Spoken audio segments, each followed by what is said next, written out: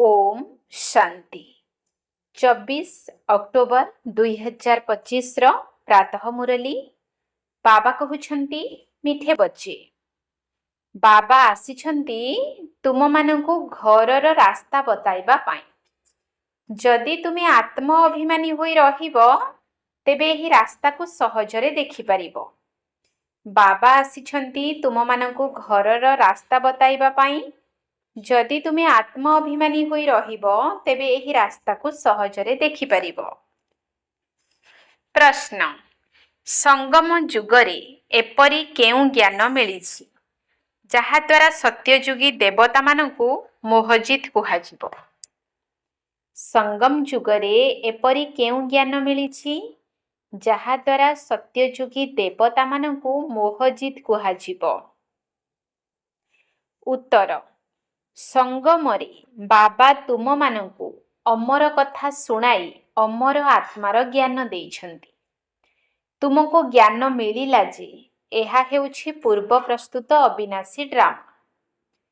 एथिरे प्रत्येक आत्मा निज निजर अभिनय करुछि। आत्मा गोटिए शरीर छाड़ी अन्य एक शरीर धारण करुछि। एथिरे कांदिबार कौनसी कथा नाही। एही ज्ञान द्वारा ही सत्ययुगी देवता मानंकु मोहजित कुहा जाउछि। सेठारे मृत्युर नाम रहिब नाही। खुशी खुशी रे पुरुणा शरीर छाड़ी नुआ धारण करिथांती। गीत नयनहीन को राह दिखाओ प्रभु। ओम शांति। मधुर आत्मिक संतान मानक प्रति आत्मिक बाबा कहउछंती कि मु तुमको रास्ता तो देखाउछि किंतु प्रथमे निजको आत्मा निश्चय करी बस। देही अभिमानी होई बसिले तुमको बहुत सहज भावे रास्ता देखाजिबो। भक्ति मार्गरे अधा कल्प भ्रमित होइछ। भक्ति मार्गर अनेक सामग्री रहिछि। एबे बाबा बुझाइछंती जे अविनाशी पिता जणे ही अटंती। बाबा कहउछंती मु तुमको रास्ता देखाउछि।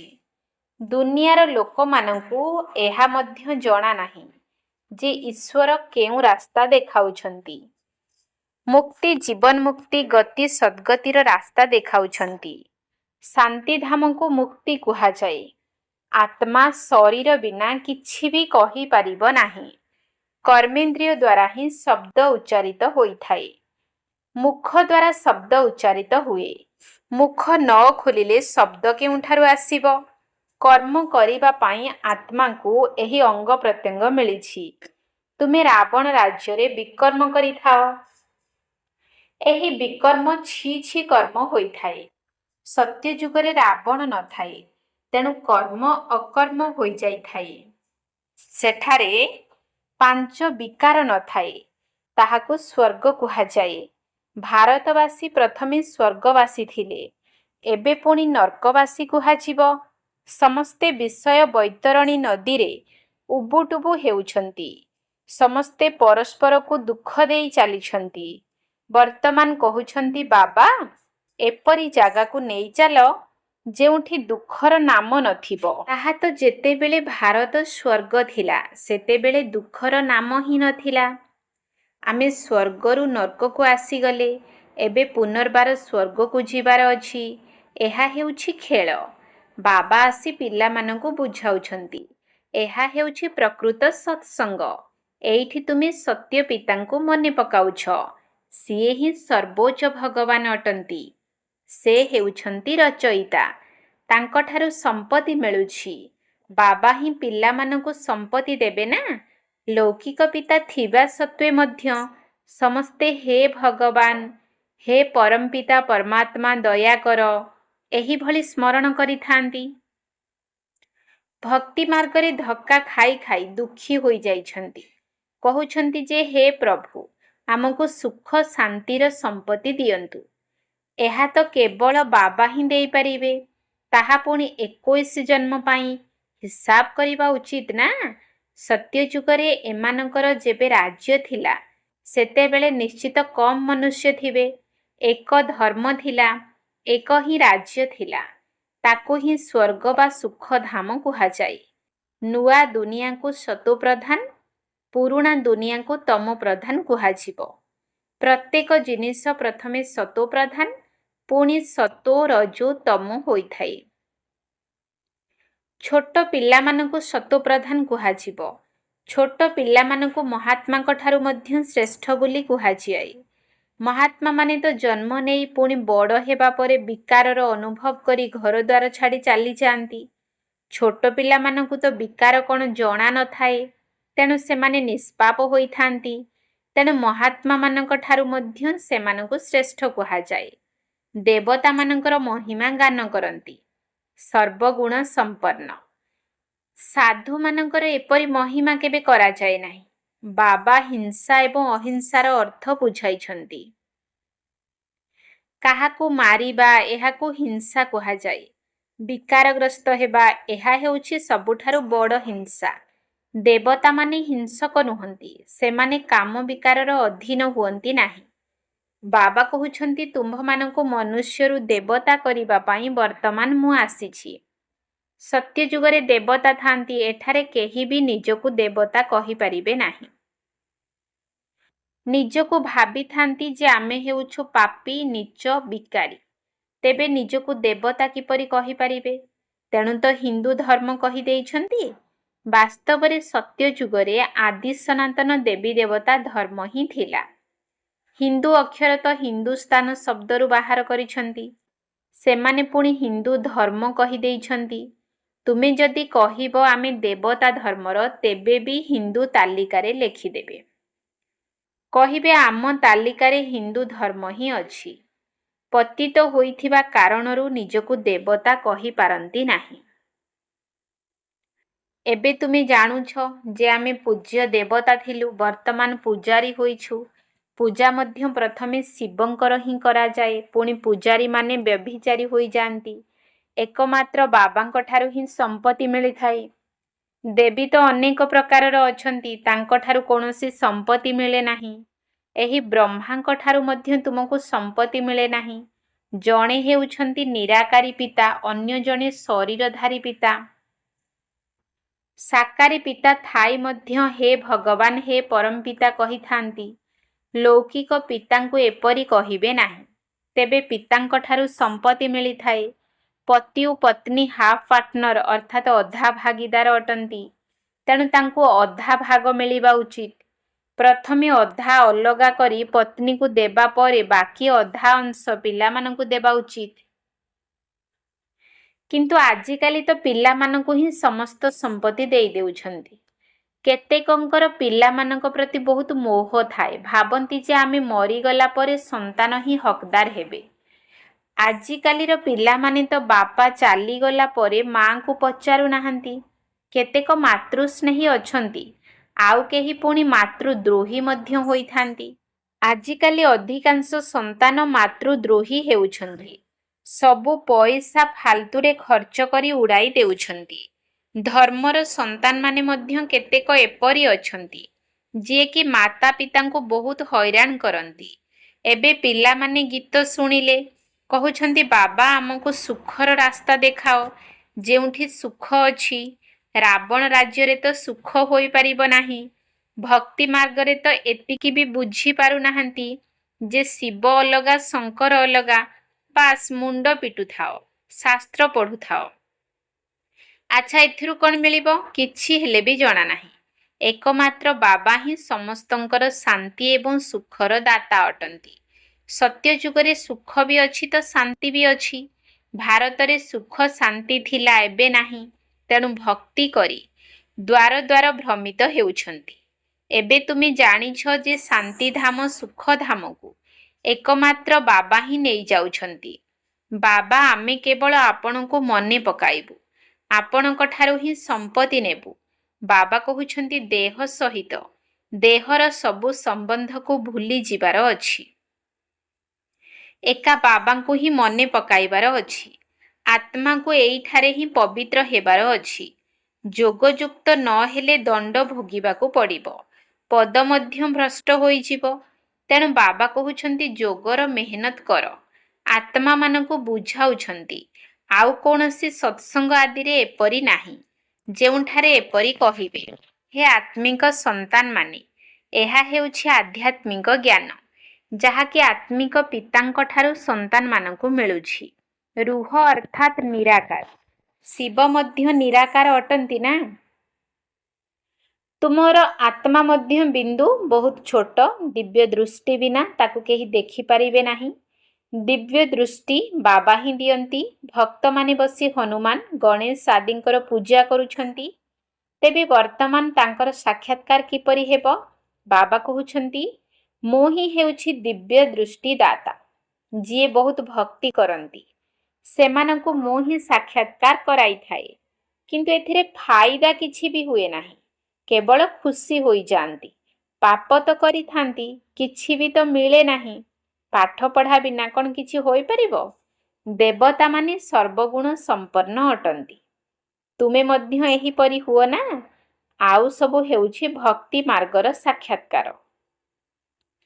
ବାସ୍ତବରେ କୃଷ୍ଣଙ୍କ ସହିତ ଝୁଲିବା, ସ୍ୱର୍ଗରେ ତାଙ୍କ ସହିତ ରହିବା, ଏହା ତ ପାଠପଢ଼ା ଉପରେ ନିର୍ଭର କରେ। ଯେତିକି ଶ୍ରୀମତରେ ଚାଲିବ ସେତିକି ଉଚ୍ଚ ପଦ ପାଇବ। ଭଗବାନଙ୍କର ଶ୍ରୀମତ ବୋଲି ଗାୟନ ରହିଛି। ଶ୍ରୀକୃଷ୍ଣଙ୍କର ଶ୍ରୀମତ କୁହାଯିବ ନାହିଁ। ପରମପିତା ପରମାତ୍ମାଙ୍କ ଶ୍ରୀମତ ଆଧାରରେ ଶ୍ରୀକୃଷ୍ଣଙ୍କର ଆତ୍ମା ଏହି ପଦ ପାଇଛନ୍ତି। ତୁମର ଆତ୍ମା ମଧ୍ୟ ଦେବତା ଧର୍ମରେ ଥିଲା, ଅର୍ଥାତ୍ ଶ୍ରୀକୃଷ୍ଣଙ୍କ କୂଳରେ ଥିଲା। ଭାରତବାସୀମାନଙ୍କୁ ଏହା ଜଣା ନାହିଁ ଯେ ରାଧାକୃଷ୍ଣଙ୍କର ପରସ୍ପର ମଧ୍ୟରେ କ'ଣ ସମ୍ପର୍କ ଥିଲା। ଦୁଇ ଜଣ ଅଲଗା ଅଲଗା ରାଜ୍ୟର ଥିଲେ।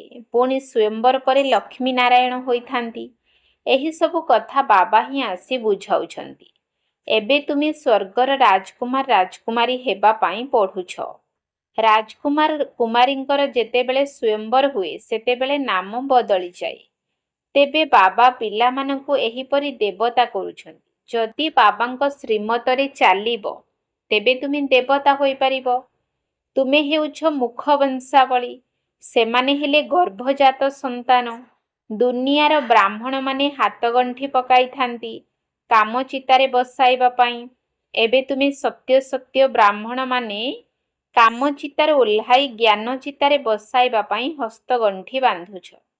ତେଣୁ ବିକାରକୁ ତ୍ୟାଗ କରିବାକୁ ହେବ। ଏଠିକାର ପିଲାମାନେ ତ ଲଢ଼େଇ ଝଗଡ଼ା କରି ପଇସା ଆଦି ସବୁ ବର୍ବାଦ କରିଦେଉଛନ୍ତି। ଆଜିକାଲି ଦୁନିଆରେ ବହୁତ ଭ୍ରଷ୍ଟାଚାର ହୋଇଗଲାଣି। ସବୁଠାରୁ ଖରାପ ବେମାରୀ ହେଉଛି ସିନେମା ଦେଖିବା। ଭଲ ପିଲାମାନେ ମଧ୍ୟ ବାୟୋସ୍କୋପ ଦେଖିବାକୁ ଯାଇ ଖରାପ ହୋଇଯାଇଥାନ୍ତି। ତେଣୁ ବିକେମାନଙ୍କୁ ବାୟୋସ୍କୋପ ଦେଖିବାକୁ ଯିବାକୁ ମନା। ହଁ, ଯିଏ ମଜବୁତ ଅଛନ୍ତି ସେମାନଙ୍କୁ ବାବା କହୁଛନ୍ତି ସେଠାରେ ମଧ୍ୟ ତୁମେ ଯାଇ ସେବା କର। ତାଙ୍କୁ ବୁଝାଅ ଯେ ଏହା ତ ହେଉଛି ହଦ୍ର ବାୟୋସ୍କୋପ। ବେହଦ୍ର ବାୟୋସ୍କୋପ ମଧ୍ୟ ରହିଛି। ବେହଦ୍ର ବାୟୋସ୍କୋପରୁ ହିଁ ହଦ୍ର ଏହି ମିଛ ବାୟୋସ୍କୋପ ତିଆରି ହୋଇଛି। ଏବେ ତୁମ୍ଭମାନଙ୍କୁ ବାବା ବୁଝାଉଛନ୍ତି ଯେ ମୂଳ ବତନ, ଯେଉଁଠି ସବୁ ଆତ୍ମାମାନେ ରହନ୍ତି, ପୁଣି ମଝିରେ ସୂକ୍ଷ୍ମ ବତନ ମଧ୍ୟ ରହିଛି। ଏହା ହେଉଛି ସାକାର ବତନ। ସାରା ଖେଳ ଏହିଠାରେ ହିଁ ଚାଲେ। ଏହି ଚକ୍ର ଘୂରି ଚାଲିଥାଏ। ତୁମ ବ୍ରାହ୍ମଣ ସନ୍ତାନମାନଙ୍କୁ ହିଁ ସ୍ୱଦର୍ଶନ ଚକ୍ରଧାରୀ ହେବାର ଅଛି, ଦେବତାମାନଙ୍କୁ ନୁହେଁ।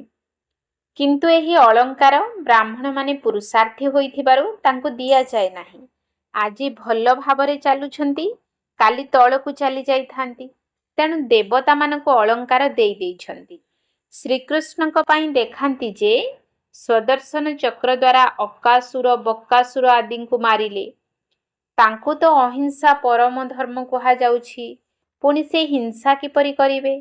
ଏହା ସବୁ ହେଉଛି ଭକ୍ତି ମାର୍ଗର ସାମଗ୍ରୀ। ଯେଉଁଠାକୁ ଯାଅ ଶିବଙ୍କର ଲିଙ୍ଗ ନିଶ୍ଚିତ ଥିବ। କେବଳ ତାଙ୍କର ନାମ ଅଲଗା ଅଲଗା ରଖିଦେଇଛନ୍ତି।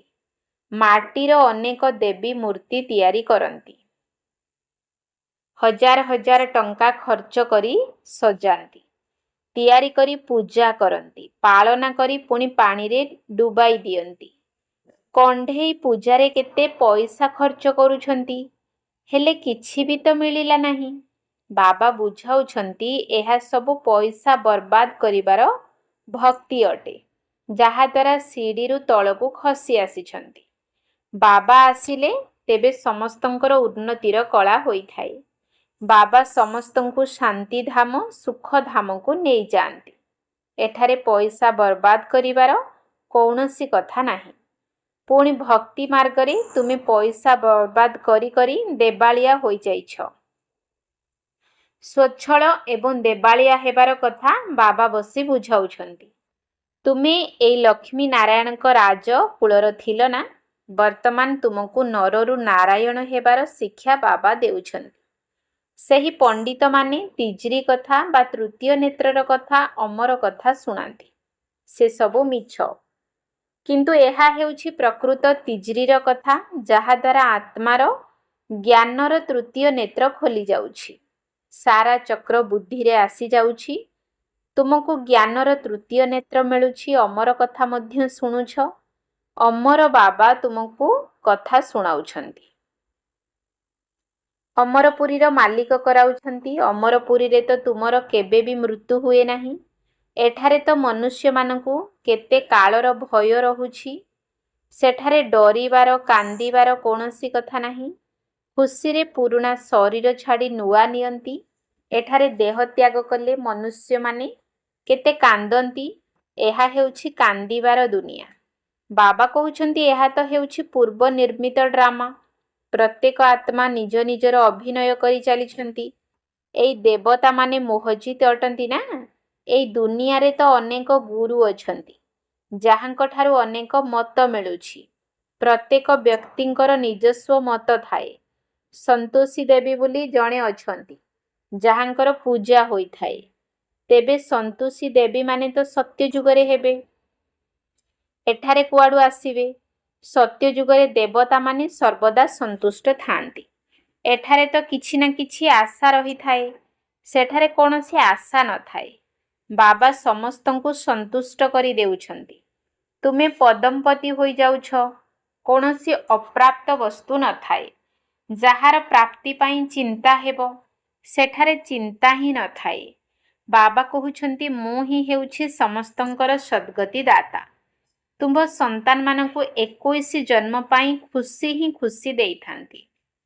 ଏପରି ବାବାଙ୍କୁ ନିଶ୍ଚିତ ମନେ ପକାଇବା ଉଚିତ। ବାବାଙ୍କ ସ୍ମୃତିରେ ହିଁ ତୁମର ପାପ ଭସ୍ମ ହେବ, ଆଉ ତୁମେ ସତୋପ୍ରଧାନ ହୋଇଯିବ। ଏହା ହେଉଛି ବୁଝିବାର କଥା। ଯେତେ ଅନ୍ୟମାନଙ୍କୁ ବୁଝାଇବ ସେତେ ତୁମର ପ୍ରଜା ତିଆରି ହେବେ, ଆଉ ତୁମେ ଉଚ୍ଚ ପଦ ପାଇବ। ଏହା କୌଣସି ସାଧୁମାନଙ୍କର କଥା ନୁହେଁ। ଏକଥା ଭଗବାନ ବସି ବ୍ରହ୍ମାଙ୍କ ମୁଖ ଦ୍ୱାରା ବୁଝାଉଛନ୍ତି। ବର୍ତ୍ତମାନ ତୁମେ ସନ୍ତୁଷ୍ଟ ଦେବୀ ଦେବତା ହେଉଛ। ଏବେ ତୁମକୁ ସମ୍ପୂର୍ଣ୍ଣ ପବିତ୍ର ହେବାର ପ୍ରତିଜ୍ଞା ମଧ୍ୟ କରିବାକୁ ହେବ। କାହିଁକି ନା ତୁମକୁ ପବିତ୍ର ଦୁନିଆକୁ ଯିବାର ଅଛି। ତେଣୁ କେବେ ହେଲେ ପତିତ ହେବାର ନାହିଁ। ବାବା ହିଁ ଏହି ବ୍ରତ ଶିଖାଇଛନ୍ତି। ମନୁଷ୍ୟମାନେ ତ ପୁଣି ଅନେକ ପ୍ରକାରର ବ୍ରତ କରି ଦେଇଛନ୍ତି। ଆଚ୍ଛା, ମିଠା ମିଠା ଶିକିଲ ଧେ ସନ୍ତାନମାନଙ୍କ ପ୍ରତି ମାତା ପିତା ବାପ ଦାଦାଙ୍କର ମଧୁର ସ୍ନେହ ସମ୍ପନ୍ନ ଶୁଭେଚ୍ଛା ଏବଂ ସୁପ୍ରଭାତ। ଆତ୍ମିକ ପିତାଙ୍କର ଆତ୍ମିକ ସନ୍ତାନମାନଙ୍କୁ ନମସ୍ତେ। ଆତ୍ମିକ ସନ୍ତାନମାନଙ୍କର ଆତ୍ମିକ ବାପ ଦାଦାଙ୍କୁ ନମସ୍ତେ ନମସ୍ତେ ନମସ୍ତେ। ସୁପ୍ରଭାତ। ଧାରଣା ପାଇଁ ମୁଖ୍ୟ ସାର। 1 ନମ୍ବର ପଏଣ୍ଟ। ଏକମାତ୍ର ବାବାଙ୍କ ମତରେ ଚାଲି ସର୍ବଦା ସନ୍ତୁଷ୍ଟ ରହି ସନ୍ତୋଷୀ ଦେବୀ ହେବାର ଅଛି। ଏଠାରେ କୌଣସି ବି ଆଶା ରଖିବାର ନାହିଁ। ବାବାଙ୍କ ଠାରୁ ସର୍ବ ପ୍ରାପ୍ତି କରି ପଦମ୍ପତି ହେବାର ଅଛି। ଏକମାତ୍ର ବାବାଙ୍କ ମତରେ ଚାଲି ସର୍ବଦା ସନ୍ତୁଷ୍ଟ ରହି ସନ୍ତୋଷୀ ଦେବୀ ହେବାର ଅଛି। ଏଠାରେ କୌଣସି ବି ଆଶା ରଖିବାର ନାହିଁ। ବାବାଙ୍କ ଠାରୁ ସର୍ବ ପ୍ରାପ୍ତି କରି ପଦମ୍ପତି ହେବାର ଅଛି। 2 ନମ୍ବର ପଏଣ୍ଟ। ସବୁଠାରୁ ଅଧିକ ଭ୍ରଷ୍ଟାଚାରୀ କରୁଥିବା ସାଧନ ହେଉଛି ସିନେମା। ତେଣୁ ତୁମକୁ ସିନେମା ଦେଖିବାକୁ ମନା କରାଯାଇଛି। ଯଦି ତୁମେ ବାହାଦୁର ଅଟ, ତେବେ ହଦ୍ ଏବଂ ବେହଦର ବାଇସ୍କୁପ୍ର ରହସ୍ୟକୁ ଜାଣି ଅନ୍ୟମାନଙ୍କୁ ବୁଝାଅ, ସେବା କର। ସବୁଠାରୁ ଅଧିକ ଭ୍ରଷ୍ଟାଚାରୀ କରୁଥିବା ସାଧନ ହେଉଛି ସିନେମା। ତେଣୁ ତୁମକୁ ସିନେମା ଦେଖିବାକୁ ମନା କରାଯାଇଛି। ଯଦି ତୁମେ ବାହାଦୁର ଅଟ, ତେବେ ହଦ୍ ଏବଂ ବେହଦର ବାଇସ୍କୁପ୍ର ରହସ୍ୟକୁ ଜାଣି ଅନ୍ୟମାନଙ୍କୁ ବୁଝାଅ, ସେବା କର। ବରଦାନ ପୁରୁଷାର୍ଥରେ ତଥା ସେବାରେ ବିଧିପୂର୍ବକ ବୃଦ୍ଧି ପ୍ରାପ୍ତ କରୁଥିବା ତୀବ୍ର ପୁରୁଷାର୍ଥୀ ଭବ। ପୁରୁଷାର୍ଥରେ ତଥା ସେବାରେ ବିଧିପୂର୍ବକ ବୃଦ୍ଧି ପ୍ରାପ୍ତ କରୁଥିବା ତୀବ୍ର ପୁରୁଷାର୍ଥୀ ଭବ। ବ୍ରାହ୍ମଣ ଅର୍ଥାତ୍ ବିଧିପୂର୍ବକ ଜୀବନ। କୌଣସି ବି କାର୍ଯ୍ୟ ସେତେବେଳେ ସଫଳ ହୋଇଥାଏ ଯେତେବେଳେ ତାହା ବିଧିପୂର୍ବକ ଭାବରେ କରାଯାଇଥାଏ। ଯଦି କୌଣସି କଥାରେ ନିଜର ପୁରୁଷାର୍ଥରେ ବା ସେବାରେ ବୃଦ୍ଧି ହେଉନାହିଁ, ତେବେ ନିଶ୍ଚିତ ଭାବରେ କୌଣସି ବିଧିରେ କମି ରହିଛି। ତେଣୁ ଚେକ୍ କର। ଅମୃତବେଳା ଠାରୁ ରାତି ପର୍ଯ୍ୟନ୍ତ ମନ, ବଚନ, କର୍ମ ଅଥବା ସମ୍ପର୍କ ବିଧିପୂର୍ବକ ରହିଛି ତ?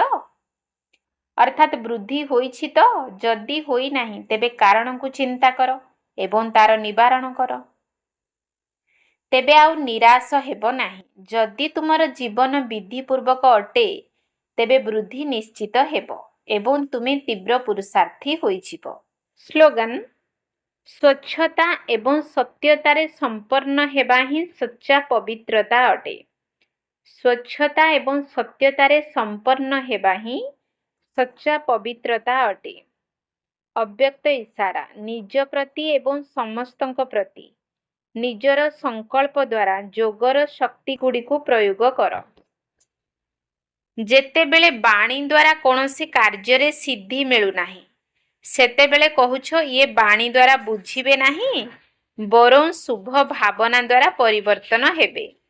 ଯେଉଁଠି ବାଣୀ କାର୍ଯ୍ୟକୁ ସଫଳ କରିପାରିବ ନାହିଁ, ସେଠାରେ ଶାନ୍ତିର ଶକ୍ତିର ସାଧନ ଶୁଭ ସଂକଳ୍ପ, ଶୁଭ ଭାବନା ଏବଂ ନୟନର ଭାଷା ଦ୍ୱାରା ଦୟା ଏବଂ ସ୍ନେହର ଅନୁଭୂତି ହିଁ କାର୍ଯ୍ୟକୁ ସିଦ୍ଧ କରିଦେଇ ପାରିବ। ଓମ୍ ଶାନ୍ତି।